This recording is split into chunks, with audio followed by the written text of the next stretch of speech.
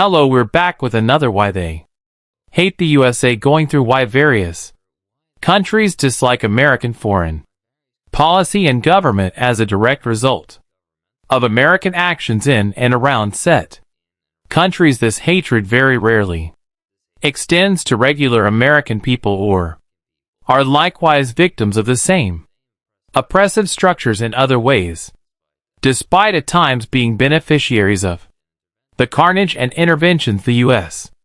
carries out.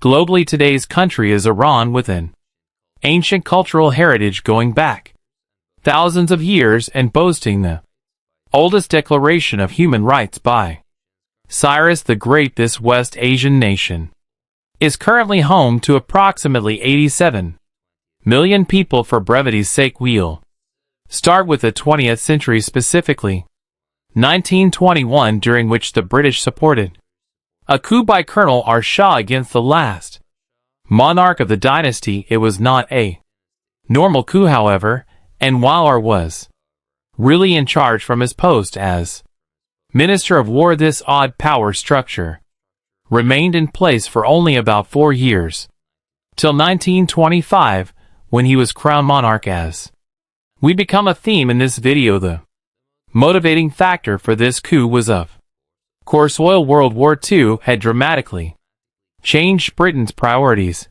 and in the late 1941, they made a deal with USSR to split Iran in two in order to prevent Iranian oil from getting into Nazi hands.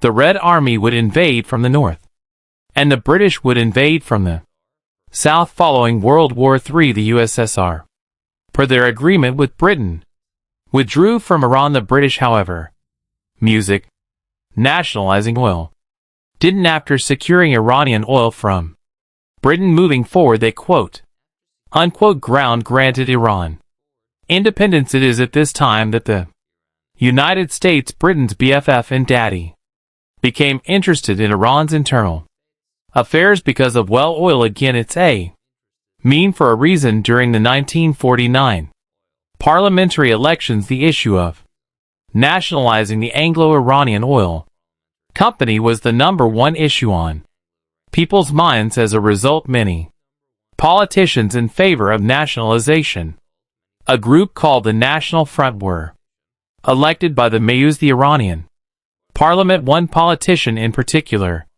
Mohammad Mz, helped to pass officially nationalizing the haqeeqat in 1951. Negotiations with Britain deteriorated following the passage of this bill, and they pressured the Shah to appoint a series of British-friendly prime ministers, all of whom failed Iran's exercise of sovereignty over their own resources was unacceptable to the UK, so they had to get involved. Back to the video in just a second. Let's hear from Keep's male patent. Baldness is a genetic condition that affects 2 out of every 3 guys. By the time they're 35, get professional role of prime minister would only follow through if the Med is voted to approve the law he would draw up that would actually implement the nationalization they had recently approved and create the National Iranian Oil Company. The Mayus approved it unanimously, and M was now prime minister. Seeing that the British were adamant about their imperialist claims to Iran's oil reserves, MZC cut off diplomatic relations with Britain in 1952. This was the final straw, since the UK no longer had an embassy in Iran. They asked the US to overthrow MC for them. The US, of course, agreed, unbeknown to the UK. However, the US was doing so for its own gain, not altruism towards the UK. Unsurprisingly, the US gave this task to the CIA, who assigned agent, I kid you not, Kermit Roosevelt. Anyways, this was the grandson of former US President Theodore Roosevelt, cod-named Ajax. The aim of the operation was to remove Mossad and replace him with a Western-friendly successor who will sign away Iranian national resources to the United States. Luckily for the CIA, decades of British colonialism had provided them with several experienced and resourceful Iranian assets such as sympathetic politicians, military officers, clergymen, newspaper editors, and street gang leaders. In addition to their own Iranian assets, the CIA paid each of these operatives tens of thousands of dollars per month, which would be worth hundreds of thousands per month in today's money. After Roosevelt's first attempt to remove MZZ failed, Roosevelt consulted General Norman Schwartz, who advised him to use the CIA to pay protesters to riot, and appeared to be prosque so as to give pretext for CIA assets in key places in the Iranian military to remove him. This second attempt, which began immediately after the failure, did eventually succeed, but not until a long and bloody struggle outside his home. The Shah was now in total control of the country. The U.S.-backed coup led to a substantial depreciation in the power of the Mayus, which allowed the Shah a freer hand to rule autocratically. First order of business was to declare martial law. He then strengthened the feared Savak, the Shah's brutal secret police force, and charged them with suppressing all opposition and dissent within Iran, with most often an American, British, and European gang of companies collectively known as the Iranian Oil Participants Limited descended on Iranian oil, accepting quote-unquote accepting a 50/50% revenue split in the interest of oil barons in order for the Shah to have some phase saved. The agreement narrowly recognized the nationalization, but the IP controlled production levels and pricing, leaving the NIOC to only have control over distribution within Iran. Basically, the Shah gave up the hard-won sovereignty over Iranian oil. Unsurprisingly, this was highly unpopular with the public. In addition to controlling Iran's oil, the U.S. helped prop up the Shah's new government under General Zahi by providing $43 million in economic assistance, equivalent to around $500 million.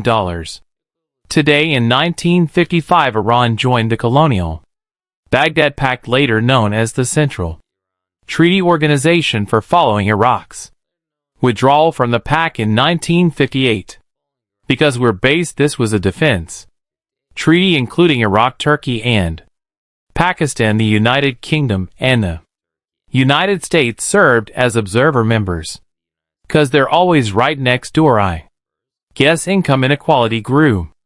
Discrimination against the religious, the vast majority of the Iranian population, by official organs was widespread, and opportunities for rural communities dwindled as a bloated royal family siphoned off wealth for their Western patrons and took what was left for themselves. As discontent group ascertained the beginning of the revolution, clergyman named Henny was gaining music prominence. He had been arrested several times the 1960s for STCH outspokenness against the government and the Shah. Following his arrest in June of 1963, riots in favor of HUMI broke out. This riot would lead to K's exile the following year to Iraq and eventually France. Amid the economic turmoil, the Shah continued to make ever more desperate moves, violent suppression of the ever-growing protests against the Shah and the human rights violation taking place in sacked prisons didn't help. Henny was leading a growing opposition movement that was becoming a serious political force throughout the 1970s. Henny returned to Iran to a crowd of millions of supporters on February 1, 1979. While I was one of the more popular figures during the time of the revolution, another was the communist of the Toad Party, who were united against the Shah. The United States is watching this unfold and is of course extremely nervous about the prospect of a socialist Iran, which would then become another ally of the USSR. Naturally, presented with this choice, the United States decided to support the movement led by HUMI by supplying his group with Arms on February 11th. H's forces had taken control over key points in the capital. Students filled with zeal during all of this fever headed to the United States Embassy in Tyne, which was filled with a few staff members as well as over 50 CIA agents manically shredding all of the detailed documentation about how the U.S. pulled off the coup against MZ in 1953. Unfortunately for those agents, the students would make their way into the embassy and hold them hostage until 1981, called the Iran hostage crisis. It became a pivotal moment in U.S.-Iran relations during the 444-day crisis.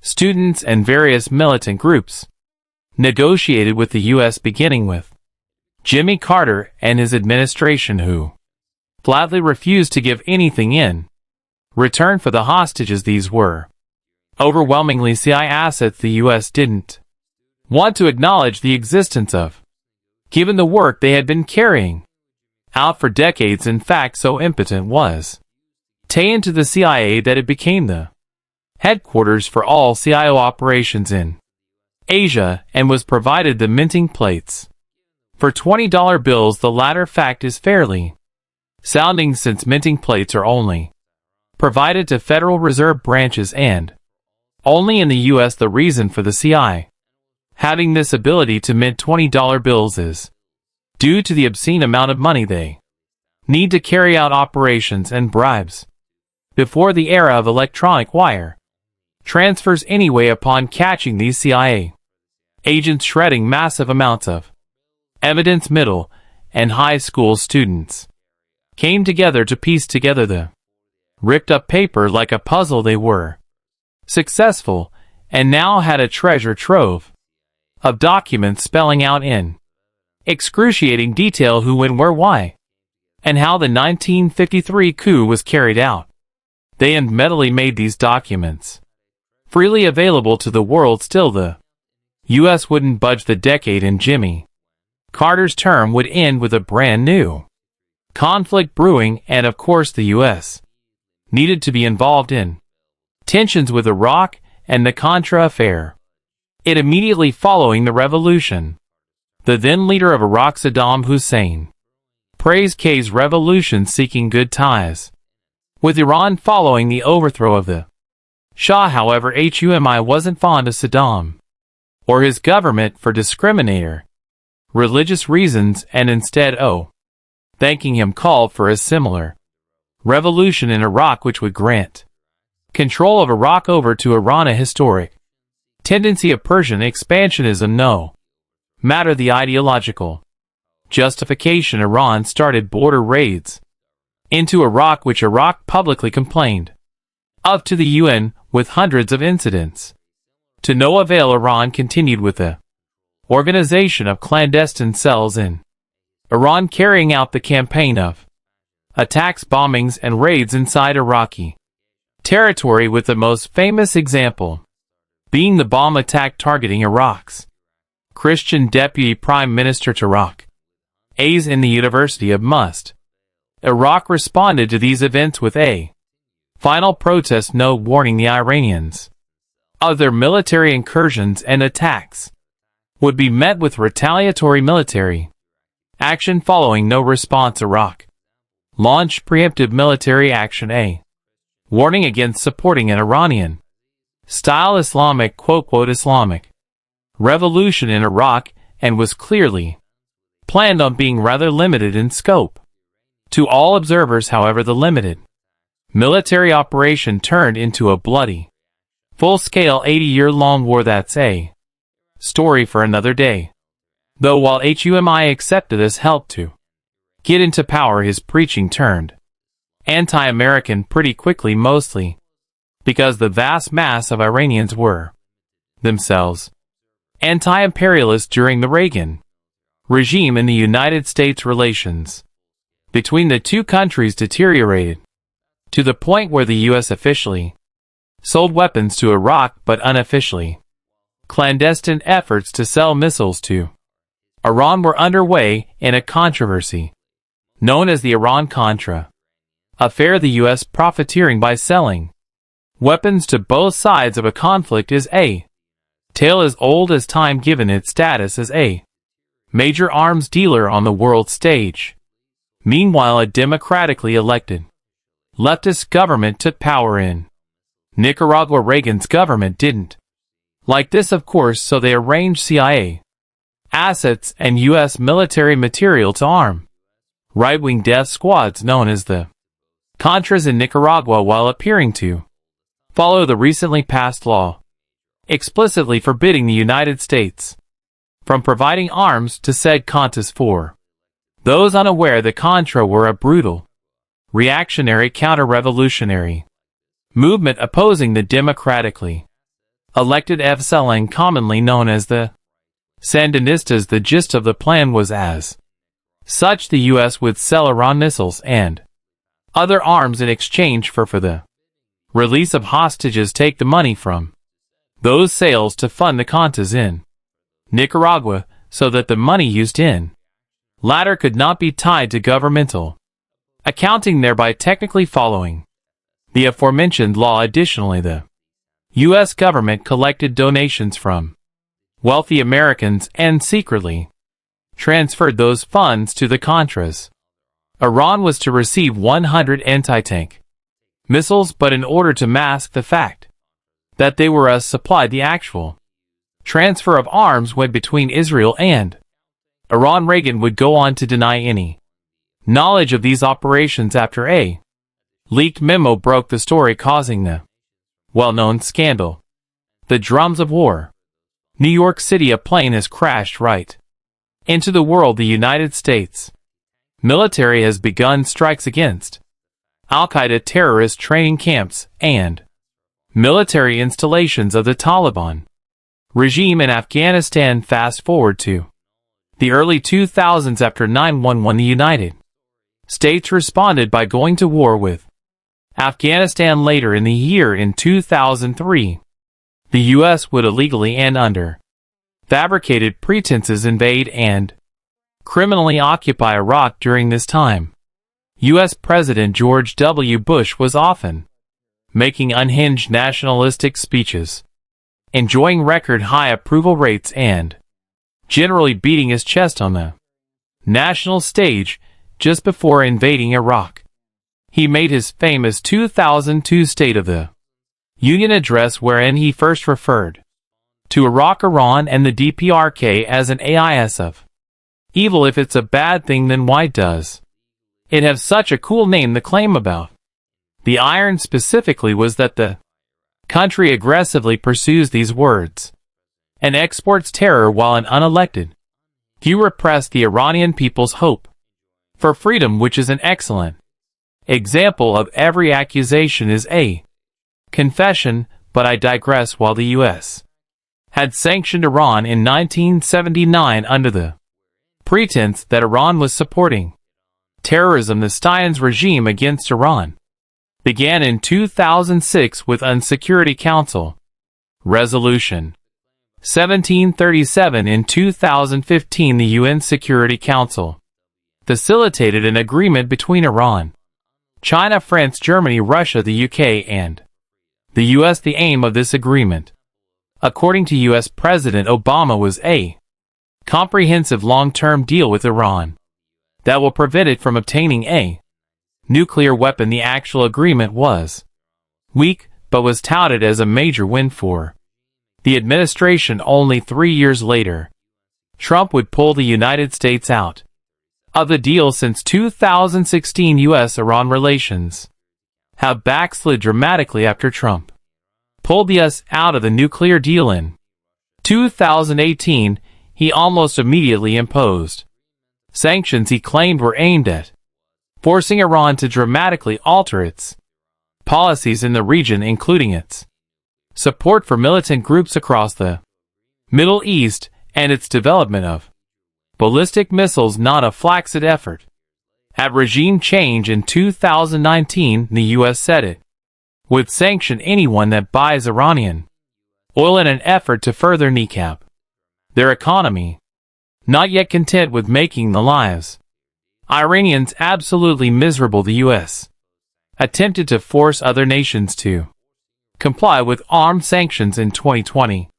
However, these sanctions were new and many countries had to explain in no uncertain terms that the U.S. doesn't have the legal authority to force them to abide by this particular set of sanctions. The new sanctions were against 27 individuals and entities, including officials at the Iranian Ministry of Defense, nuclear scientists, the Atomic Energy Organization of Iran, and anyone found trading in conventional weapons with Iran. Later in 2020, one more round of sanctions was leveled at Iran, this time at the financial sector, targeting 18 Iranian banks in an effort to further shut down Iran out of the global banking system. The sanctions regime against Iran is uncountable and amounts to collective punishment of the Iranian people, despite the claim from the U.S. to the contrary. And unfortunately, there is no end of them in sight. Interesting that another country in the region actually responsible for terror has no such sanctions or limitations placed onto it, at least not yet. Since the outbreak of the war in Ukraine, more and more Iranian developed and manufactured Shahed drones are being used by Russia to carry out strikes. Of course, us media hypes up the use of these drones, despite them being far from the decisive or even major factor in Russian operations. The connections to the U.S. here are actually really funny. Some Iranian drones appear to contain parts from more than a dozen US companies, which is damning evidence that the formation sanctions regime isn't stronger than the capitalist desire for profits. The U.S. has always plans to do their best to harm the people of Iran, as they do with any nation that doesn't follow its foreign policy desires and doesn't agree to have American companies endlessly exploit their natural resources. Rundown and conclusion. Yes, I'm too lazy to formulate this next part into a more coherent thing, so here's basically just a slideshow of all the times basically mainstream American media called for attacking, nuking, or bombing, or basically militarily destroying Iran. Enjoy? If anything, this just reinforces another quote from the great helmsman us. Imperialism is the most ferocious enemy of the people of the entire world. The core of that enemy, however, is capitalism.